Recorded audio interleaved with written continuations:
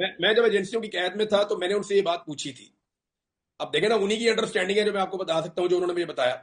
मैंने कहा जी मैं क्यों, और भी बहुत सारे हम्म, सहाफी तनकीद करते हैं, मेरे से 4 कदम आगे जाके भी करते हैं तनकीद, बहुत सारे लोग करते हैं। कहते हैं यार इम्पैक्ट, मुझे उस ऑफिसर ने कहा, मैंने उसकी शक्ल नहीं देखी, मेरी आंखों पे पट्टी बंधी हुई थी। उसने कहा इमरान साहब इम्पैक्ट। मैंने कहा जी वो क्या मतलब? कहते हैं यार वो बोलते हैं तो हमें फर्क नहीं पड़ता, आप बोलते हैं तो हमें बहुत इम्पैक्ट होता है, आपकी जो व्यूअरशिप है वो हमें मुतासर करती है, आपका इम्पैक्ट ज्यादा है, इसलिए हमें पसंद नहीं है कि आप हमारे खिलाफ बोलें। और मैंने कहा जी मैं आपके खिलाफ तो नहीं बोल रहा, मैं तो ठीक बात कर रहा हूं, जो बात मुझे ठीक लगती है वो मैं कर देता हूं। क्या डेमोक्रेसी के लिए बात नहीं हो सकती?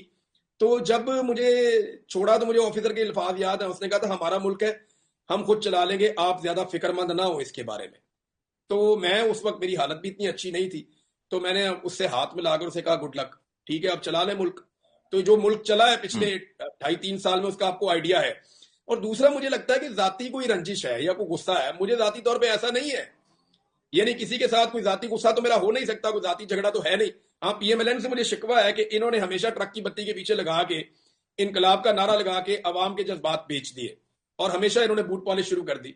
मियाँ साहब के पास बेहतरीन मौका था कि वो इमरान खान को साथ मिला के, जब वो इमरान खान अपोजिशन में थे और मियाँ साहब ने पीडीएम की हुकूमत बना ली थी, इनके पास बेहतरीन मौका था, इमरान खान मान भी गए थे एक मौके पर, और मेरे सामने बैठकर ये बात हुई थी कि जनाब हम ऐसा कर देते हैं कि 3-4 चीजें तय कर लेते हैं आज। एक, हम फौज के किरदार को महदूद कर देते हैं हमेशा के लिए, और आर्मी चीफ की अपॉइंटमेंट का पूरा एक तरीकाकार बना लेते हैं सब मिलके। दूसरा, हम इलेक्शन का एक तरीकाकार बना लेते हैं सब मिलके, ताकि आइंदा इलेक्शन के ऊपर उंगली ना उठाई जा सके। और तीसरा, मईशत के ऊपर यह तय कर लेते हैं कि कोई सियासत मईशत पे नहीं करेगा, एक रोड मैप बना देते हैं, आइंदा 20 साल तक उस ट्रैक पे हम चलेंगे। ये 3 चीजें इमरान खान साहब तय करने के लिए तैयार थे। और इमरान खान और नवाज शरीफ के बीच में इसमें कुछ जो है वो पैगाम रसानी भी हुई थी, लेकिन मियाँ साहब ने वो मौका भी जाया कर दिया, और उन्होंने अपनी बेटी को और भाई को जो है वो जाली फार्म 47 के ऊपर वजीर आजम। तो वहां तो मेरा इख्तलाफ हो सकता है, लेकिन ये इदारों को पता नहीं क्या प्रॉब्लम हो रहा है, मेरी समझ से बाहर है। यानी और भी लोग तनकीद कर रहे हैं बहुत सारे, और यानी मुझे हैरत होती है कि मुझे उठाया तो 5 महीने गायब कर दिया, 5 महीने मुझे गायब कर दिया। मैं किसी को 1 मिनट भी गायब होने की, मैं या जबरी तौर पे लापता होने की मैं हमायत नहीं कर सकता।